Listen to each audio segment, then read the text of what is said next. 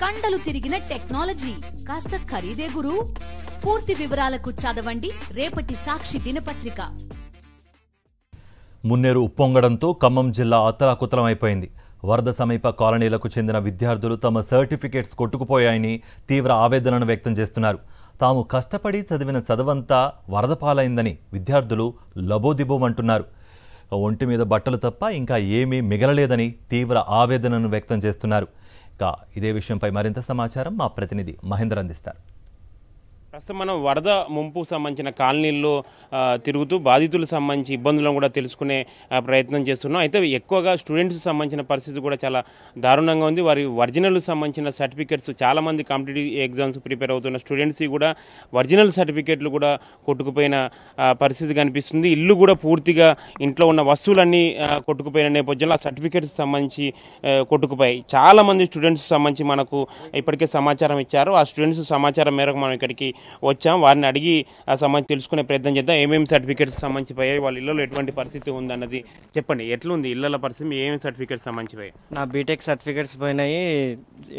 10th interview అన్ని 2 ల్యాప్టాప్లు, TV, fridge, cooler అన్నీ తడిచిపోయినాయి. సన్సైడ్ మీద పెట్టుకున్నామంటే సన్సైడ్ పైకి ఇల్లే మునిగిపోయింది. అసలు ఇంతవరకు ఎవరు రాలేదు, ఎవరు పట్టించుకోలేదు. ఇంతవరకు సర్టిఫికేట్లు కూడా పోయినాయి.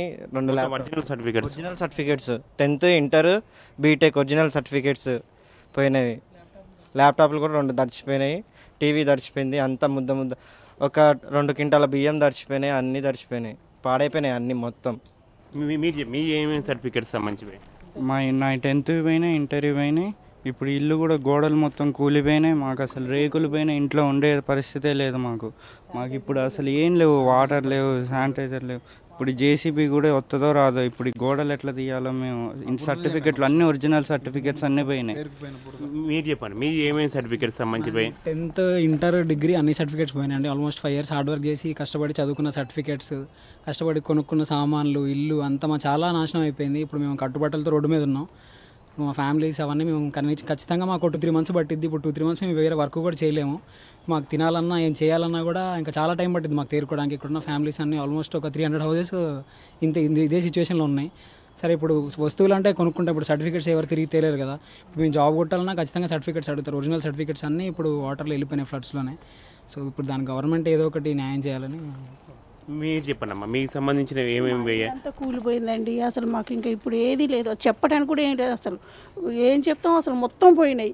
మా తమ్ముడు సర్టిఫికెట్లు పీజీ అవి చేసిండు, ఆ సర్టిఫికెట్లు మొత్తం నా దగ్గర పెట్టుండి అవన్నీ పోయినాయి. విద్యార్థులు మాత్రం చాలా వరకు ఆందోళన చెందుతున్న పరిస్థితులు మాత్రం కనిపిస్తున్నాయి. కెమెరా పర్సన్ సతీష్తో మహేందర్, సాక్షి టీవీ, వెంకటేశ్వర నగర్.